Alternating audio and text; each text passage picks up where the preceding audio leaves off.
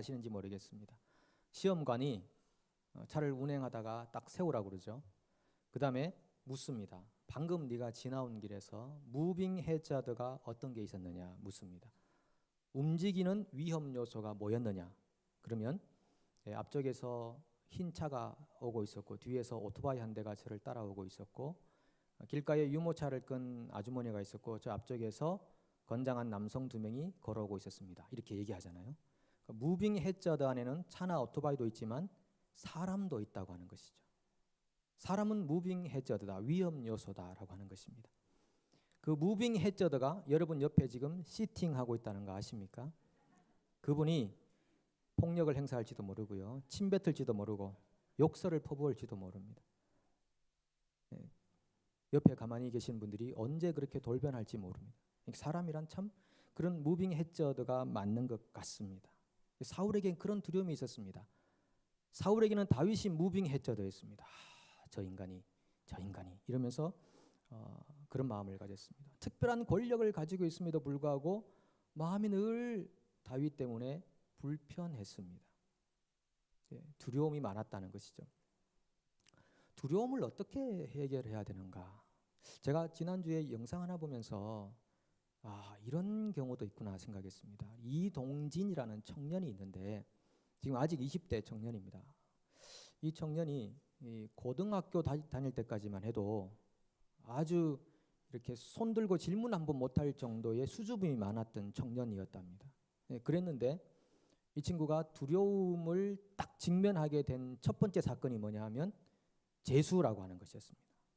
대학 입시에 낙방을 하고 재수를 하게 됐는데 이걸 어떻게 해야 되나.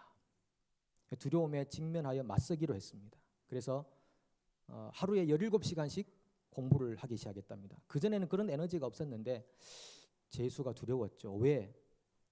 또 시험 치여서 또 떨어질까 봐 두려움이 많았습니다. 그렇지만 이를 악물고 한 17시간씩 공부를 하고 그 다음에 대학 입학을 하게 됩니다. 면역력이 항체가 좀 생긴 것입니다. 두려웠는데 한번 극복을 해본 것이죠. 그 다음에 이 친구가 그 철인 3종 경기를 나갑니다. 또 마라톤을 완주를 하게 됩니다. 그러면서 하나하나씩 자기가 두렵게 생각하는 것들을 점령하기 시작합니다. 해병대에 자원 입대를 해서 들어갑니다. 나온 다음에 생각합니다. 내가 굉장히 두려웠는데 이걸 해냈구나. 그리고 그 다음에 제주도에서 독도까지 이 수영을 하는 그 프로젝트에 들어가서 또 완주를 하게 됩니다. 그 다음에 미국으로 건너가서 자전거를 타고 자전거도 도네이션을 받는 그런 또 그 시간이 있었더라고요. 도네이션을 받았어. 미국의 동부에서 서부까지 자전거 횡단을 하게 됐습니다. 그리고 다시 돌아왔는데 브라질 아마존 탐험이 있다고 그래서 또 거기에 참가해서 늪지대를 걸어가고 악어가 있는 곳을 지나가면서 완주를 하게 됩니다. 30명 중에 11명이 완주했는데 그중에 유일한 한국인이었고 최연소 기록이었다. 그런 얘기였습니다. 그리고 다시 한국에 와서 또 세계 일주를 계획하고 진행합니다. 그러면서 신문 기자들과 출판사에서 연락이 와서 기사를 실읍시다. 책을 실읍시다. 해서 기사도 나오고 책도 이제 나오게 되는데 그 이동진이라는 청년이 세바시라고 하는 강연에 나와서 이런 말을 합니다. 저는 그런 일을 할 때 한 번도 두려움이 없었던 때가 없었습니다. 그런데 저는 그런 일을 하나씩 하면서 좋은 습관 하나가 생겼습니다. 두려움이 올 때 두려움을 끌어안아 버렸습니다. 그때부터 두려움이 설레임으로 바뀌기 시작했습니다. 그런 고백이었어요. 두려움이 설레임으로 바뀐다. 굉장한 변화 아니겠습니까? 두려움이라는 요소를 끌어안아 버렸더니만은 설레임이 되었다. 그런 거죠. 만약에 사울이 다윗을 두려워했다면 다윗을 끌어안았더라면 어떠했을까요? 어차피 신하 아닙니까? 그리고 자기가 사위로 삼을 사람이었으면 사위고 신하고 그랬으면 그 자기를 두렵게 하는 다윗이 사울을 두렵게 만든 게 아니라 사울 자체가 다윗을 두려워했으면 끌어안았으면 나라가 부강하게 되지 않았을까요? 자신의 인생도 더 그렇게 펼쳐지지 않았을까 하는 것입니다. 그런데 사울은 그 길을 선택하지 않고 사람을 괴롭히기 시작했습니다. 어떻게 괴롭혔느냐? 첫 번째 어떻게 합니까? 이 다윗에게 공약을 내겁니다. 내 딸을 줄게 이렇게 말합니다. 내 딸 줄게. 그러니까 자기의 딸을 조건으로 다윗을 이용하려는 마음이 있었고 어쩌면 다윗을 죽이려는 마음이 그의 심정 속에 있었습니다. 노예 계약을 맺으려고 하는 것입니다. 소위 열정페이라고도 하고 휴가 없는 노예로서의 일을 하도록 다윗에게 공약을 내겁니다. 인격 비하를 하는 것입니다.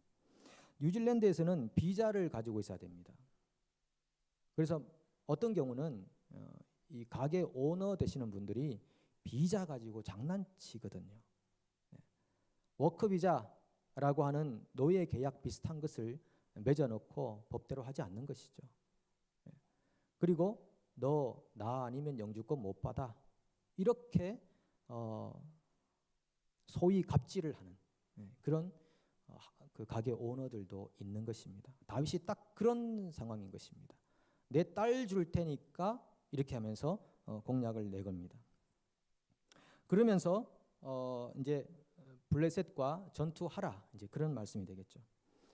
다윗이 그 사울에게서 딸을 받을 것이다. 이 딸이 메랍이라는 딸이었습니다. 메랍이라는 딸을 주겠다고 약속을 했는데요. 정언을 했는데 그리고 다윗에게 블레셋 군대와 싸우라고 전투로 보내버립니다. 사울의 심정에는 그렇게 하면 다윗이 전투에 나가서 사망하지 않겠는가 하는 속셈이 있었죠.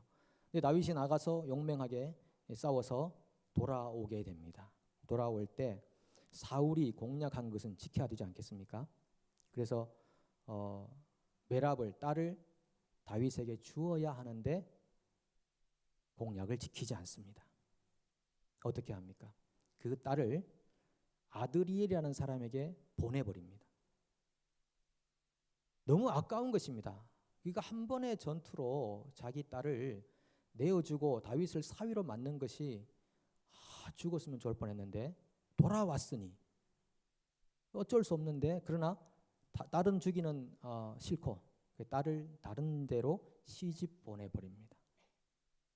이 메랍이라는 딸이요 시집을 가서 이 아드리엘 가정에 시집을 가서 아들 5을 낳습니다. 근데 역사라는 게 참 신기한 것입니다. 역사라는 게 이 아드리엘의 가정이 어떤 가정이었을까 찾아보니까 성경에 이렇게 나와 있지 않습니다. 그 아버지가 무올레 사람 바르실레라고 되어 있는데 이 사람이 어떤 사람인지 잘 나와 있잖아요. 근데 아마도 부유한 집안이었을 것입니다.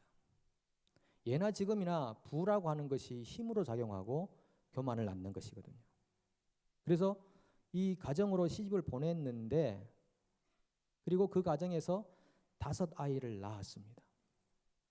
그런데 시간이 지나서 이 사울 왕이 블레셋과의 전투에서 사망을 하게 됩니다. 그 후에 다윗이 왕이 됩니다.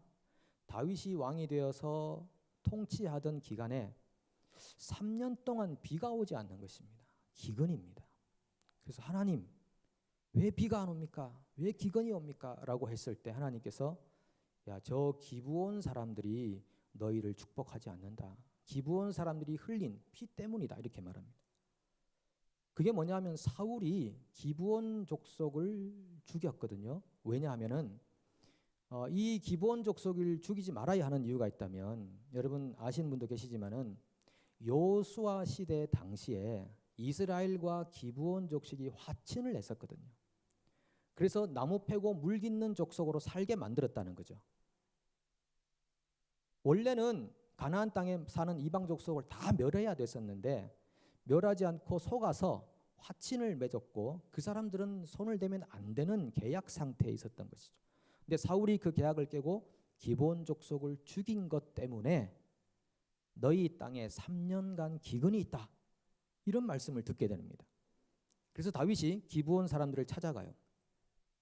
어떻게 하면은 당신들이 이스라엘을 향한 분노를 멈출 수 있겠느냐, 이스라엘을 축복할 수 있겠느냐라고 했을 때 기본인 족속이 뭐라고 하냐면은 사울의 자식들 중에 7명의 남자를 나무에 매달게 해주십시오. 이렇게 요청합니다.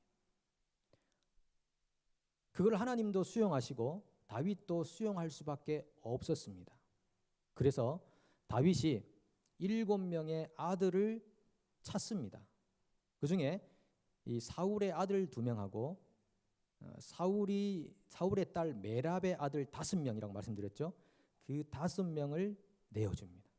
그러니까 총 7명이죠. 아들 2명, 손자 5명을 기브온 족속에게 내어줍니다. 7명이 나무에 매달려서 죽음으로써 기브온 족속들의 분노가 가라앉고 그 땅에 비가 오기 시작했다. 그 역사라는 것이 그렇다고 하는 것입니다. 내가 사는 이 당대가 아니라 2대, 3대 하나님이 우리 인생의 숨소리를 다 알고 계시다라고 하는 것입니다. 오늘 우리가 암송 구절에 했던요. 하나님을 사랑하고 하나님의 계명을 지키는 자에게 천대까지 은혜를 베푸느니라. 그 뒤에는 뭡니까? 하나님의 계명을 지키지 않고 하나님을 사랑하지 않는 사람들에게 3, 4대까지 보응하리라 그러셨거든요. 그런 것들이 이 사울의 그 가계 안에 그대로 일어났다. 결국은 사울의 잘못 때문에, 야비한 마음 때문에 자식과 손자까지 낭패를 보는 지경에 이르렀다라고 하는 것입니다. 그런데 그런 와중에 사울의 다른 딸 미갈이 다윗을 사랑하게 됩니다. 사람들이 미갈이 사랑합니다.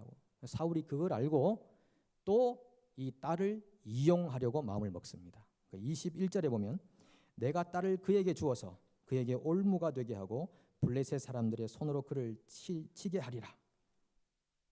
이 사울은 자기 사랑이 너무나 컸었던 사람입니다. 자기 사랑이. 그래서 수많은 옆 사람들을 이용해 먹는 것입니다. 딸도 이용하고 신하도 이용하고, 그래서 자기 신하들을 또 선동을 시키는 것이죠. 내가 다윗을 사위로 삼으려고 하니까 다윗에게 가서 이런 얘기를 좀 전해주라. 이렇게 얘기합니다.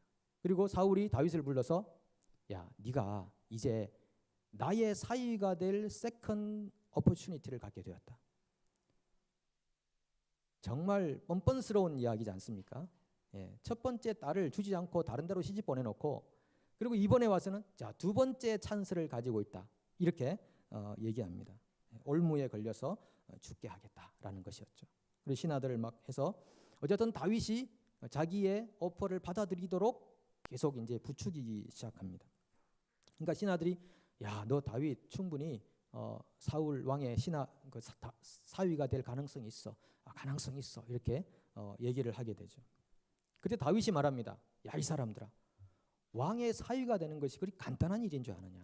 나는 천한 사람이고 나는 가난한 사람인데 어떻게 왕의 사위가 될 수 있겠느냐. 이렇게 말해요. 그러니까 이 신하들이 사울에게 가서 말합니다. 왕이시여, 다윗이 그러는데 자기는 천하고 가난해서 왕의 사위가 될 자격이 없다고 합니다. 이러니까 그 사울이 이렇게 말하죠. 내게 뭐 특별히 뭐 정원을 위해서 뭐 많이 필요하지 않다. 내게 필요한 것은 블레셋 사람들의 포피 100개다. 그것만 가져오면 내가 사위로 삼아줄게. 이렇게 말합니다. 포피는 여러분 남성의 생식기의 피부를 의미하는 것입니다.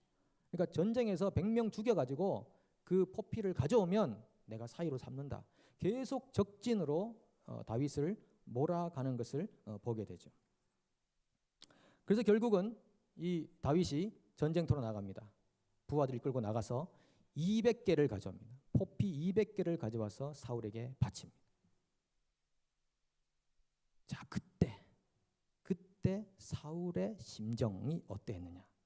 사울은 여호와께서 다윗과 함께 계심을 보고 자기의 딸 미갈이 다윗을 사랑하는 것을 보고 더욱 다윗을 두려워하였더라. 사울이 왜 다윗을 그토록 두려워했습니까? 하나님이 떠나버리고 나니까 하나님이 함께하고 계시는 그 다윗이 너무 두려웠습니다. 이것은 하나님을 향한 두려움입니다. 벌벌 떠는 것입니다. 하나님의 영이 그를 떠나 다윗에게 기름 부음이 되고 다윗과 하나님이 함께 계신 것을 보고 너무나 두려워서 결국 그를 제거하려고 힘을 썼다는 것입니다. 여러분, 사실은요, 우리 중 누구도 사울이 될 위험성은 다 가지고 있습니다. 심지어는 다윗도요, 나중에 보면 밧세바를 범한 후에 밧세바의 남편 우리야를 전쟁터로 보냅니다. 옛날 사울이 하던 똑같은 방식을 다윗도 행하더라고 하는 것입니다. 누구나 사울이 될 위험성은 다 가지고 있습니다. 경각심을 가져야 한다는 것입니다. 사울은 평생 다윗의 대적 노릇만 하다가 소위 인생 종쳤다고 그러죠. 그렇게 맞춰버려요. 얼마나 안타까운 인생인지 모릅니다. 왕으로서 할 일이 얼마나 많겠습니까?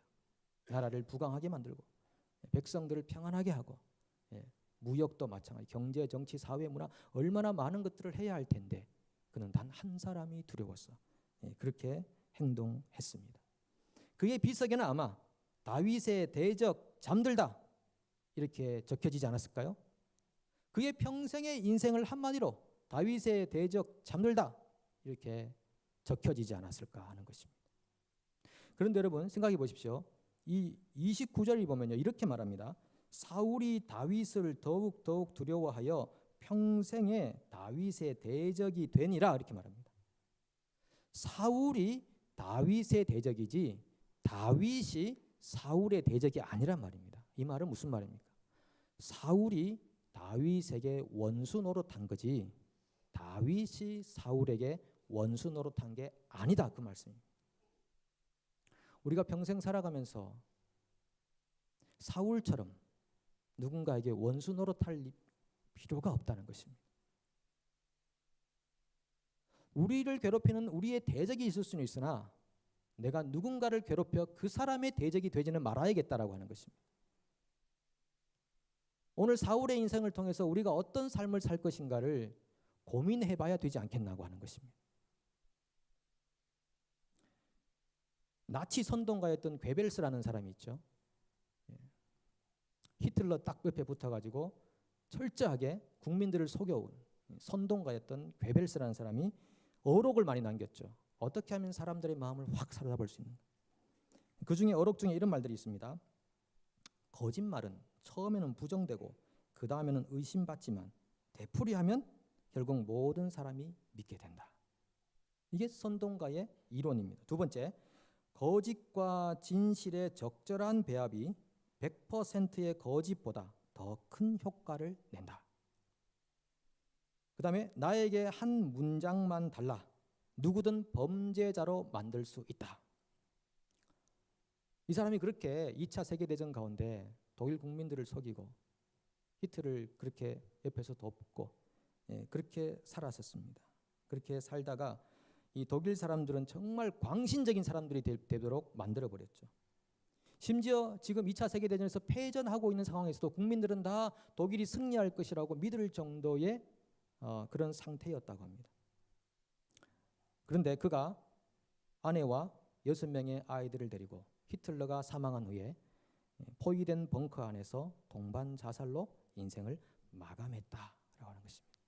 그는 정말 모든 독일인들에게 원수 노릇을 한 것입니다. 요즘 여러분 한국의 상태를 한번 보십시오. 우리 조국이 얼마나 지금 시끄럽습니까? 촛불 집회다, 태극기 집회다 그러면서 양분되어 있는 상황들을 보고 조금만 관심을 가지고 지켜보면 얼마나 언론들이 선동을 했는가 하는 것을 알게 됩니다. 잘못된 사실들을 얼마나 많이 유포했는가 하는 것도 알게 됩니다. 여기는 우리가 정치적인 노선이나 사상들이 다 다르시기 때문에 더 이상 제가 말씀드리진 않겠습니다. 그러나 사실을 사실대로 이야기하는 그런 나라가 돼야 질서를 잡는 것이지, 그렇지 않으면 금방 국가든 교회든 가정이든 쉽게 무너지는 것입니다. 진실을 회복해야 되는 것이죠. 여러분, 우리가 사는 인생 한 번 삽니다. 여러분의 비석에 다윗의 대적 잠들다 이렇게 쓰여지지 않기를 소망합니다. 여러분의 비석에 하나님과 함께 했던 다윗의 인생 잠들다. 이렇게 적혀지기를 소망합니다. 영화 밀정이란 영화에 보면요. 일제 시대를 강점기 시대를 배경으로 만들어진 영화입니다. 그 밀정에 그 주인공이 어떤 동지에게 이렇게 말을 합니다. 제가 그 대사를 보고 너무 좋은 대사다 해서 한번 적어본 적이 있습니다. 난 사람 말을 믿지 못합니다. 난 내가 한 말도 못 믿겠어. 단지 내가 해야 할 일에 목숨 걸 뿐이요. 모든 사람은 자신의 이름을 어디에 올려야 할지를 결정할 때가 옵니다. 이 동지는 어느 사역 위에 이름을 올리겠습니까? 이렇게 묻습니다. 오늘 주님께서 우리에게 묻지 않겠습니까? 주와 복음을 위해 그 나라를 위해 이름을 올리겠습니까?